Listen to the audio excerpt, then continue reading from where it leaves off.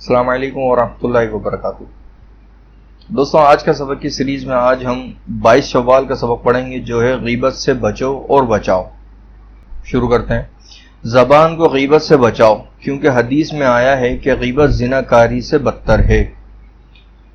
کیونکہ زانی توبہ کر کے زنا سے رہائی پا جاتا ہے، مگر غیبت توبہ سے دور نہیں ہوتی جب تک اس شخص سے معافی نہ مانگے جس کی غیبت کی تھی۔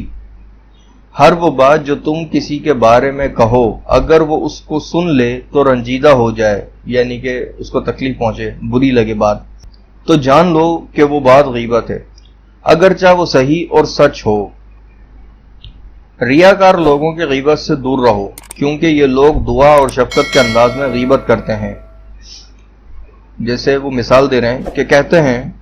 فلاں شخص کو اللہ تعالیٰ اس کام میں جزا خیر دے جس میں وہ آ گرا ہے، اور اللہ تعالیٰ ہم کو اپنے نفس کی بلاؤں سے محفوظ رکھے، اس بیچارے فلاں شخص کو ایسا حادثہ پیش آیا ہے۔ ایسی باتوں سے ان کا مقصود اس شخص کے عیبوں کو ظاہر کرنا ہے، لیکن وہ دعا کے پیرائے میں دکھ درد کا اظہار کرتے ہوئے غیبت کرتے ہیں، یعنی کہ ان کی منشا غیبت کرنے کی ہی ہوتی ہے، سامنے والے شخص کو تکلیف پہنچانے کی ہوتی ہے، اور اس کو رنگ ایسا دے رہے ہوتے ہیں جیسے وہ اس کے ہمدرد ہیں، در حقیقت وہ غیبت کے مرتکب ہو رہے ہوتے ہیں۔ ظاہر ہے جب آپ اس سے ہمدردی رکھتے ہیں تو اس کے لیے تنہائی میں دعا کریں گے، نہ کہ 10 بندوں کے سامنے جہاں پر وہ شخص موجود بھی نہیں ہے۔ وہ یہ خیال کرتے ہیں کہ وہ اس طرح غیبت سے بچ جائیں گے، لیکن در حقیقت یہ لوگ غیبت کے ساتھ ان دو گناہوں میں مبتلا ہو جاتے ہیں، ایک ریا یعنی اپنے آپ کو نیک کردار ظاہر کرنا، اور دوسرا اپنی تعریف کہ میں ایسا نیک ہوں کہ میں کسی کی غیبت نہیں کرتا۔ کتنی گہری بات کی ہے۔ اس لیے دعا خیر کرتا ہوں اور اس کی حالت پر رنج و غم کھاتا ہوں، حالانکہ اگر اس کا مقصود دعا ہوتا تو تنہائی میں اس کے لیے دعا کرتا۔ وہی بات جو کہ ابھی بیان کی کہ وہ تنہائی میں دعا کرتا اگر واقعتاً اس کو اس شخص کا درد ہے، اور اگر اس کے رنج و عیب سے غمگین ہوتا تو وہ ہرگز اس کے عیب ظاہر نہ کرتا، بلکہ اس کے ظاہر ہونے سے غمگین اور ملول ہوتا، یعنی کہ ملال ہوتا۔ غیبت کس قدر بری چیز ہے کہ خدا تعالیٰ نے قرآن مجید میں غیبت کرنے والے کو مردار خور کے مانند فرما دیا، اور سورہ حجرات میں فرما رہے ہیں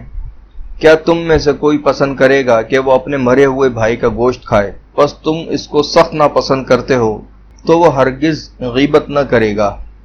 اللہ تعالیٰ ہم کو غیبت سے بچنے اور بچانے کی توفیق عطا فرمائے۔ یعنی ہم بلا وجہ کسی کی غیبت کر کے اپنے سارے نیک اعمال اس کی جھولی میں ڈال دیتے ہیں۔ سارا دن محنت ہم کرتے ہیں اور ذرا سی زبان کی یا نفس کی خوشی کی خاطر ہم اپنے سارے نیک اعمال اس کی جھولی میں ڈال دیتے ہیں۔ تو بہتر یہ ہے کہ بھائی اپنے مردار بھائی یعنی مرے ہوئے بھائی کا گوشت کھانے سے بہتر ہے کہ ہم اپنے اعمال کو بھی بچائیں، اپنی زبان کو بھی بچائیں، غیبت سے بھی بچیں، اور اگر سامنے والا کوئی شخص غیبت کر رہا ہے تو اس کو بھی روک دیں۔ بہتر ہے اس کو روک دیا کریں کہ بھائی آپ اس کی برائی نہ کریں، جب وہ صاحب سامنے ہوں تو آپ بات کر لیجئے گا، اور اگر وہ سامنے ہیں بھی اور آپ کو تکلیف ہے تو آپ کو چاہیے کہ آپ اس سے تنہائی میں بات کریں، اس کو سمجھائیں، اور اگر وہ نہیں سمجھتا تو آپ اس کے لیے، اس کی بہتری کے لیے تنہائی میں دعا کیا کریں۔ ایک مسلمان دوسرے مسلمان بھائی کے لیے سب سے بہترین چیز جو کر سکتا ہے وہ دعا ہے۔ تو بہتر یہ ہے کہ ہم اپنے بھائیوں کے لیے، اپنے دوستوں کے لیے، احباب کے لیے، رشتہ داروں کے لیے، اگر ہمیں کسی سے تکلیف پہنچ رہی ہے یا ہم سمجھتے ہیں کہ وہ شخص یہ بات غلط کر رہا ہے، کام غلط کر رہا ہے، تو ہمیں چاہیے کہ اس کے لیے تنہائی میں دعا کریں۔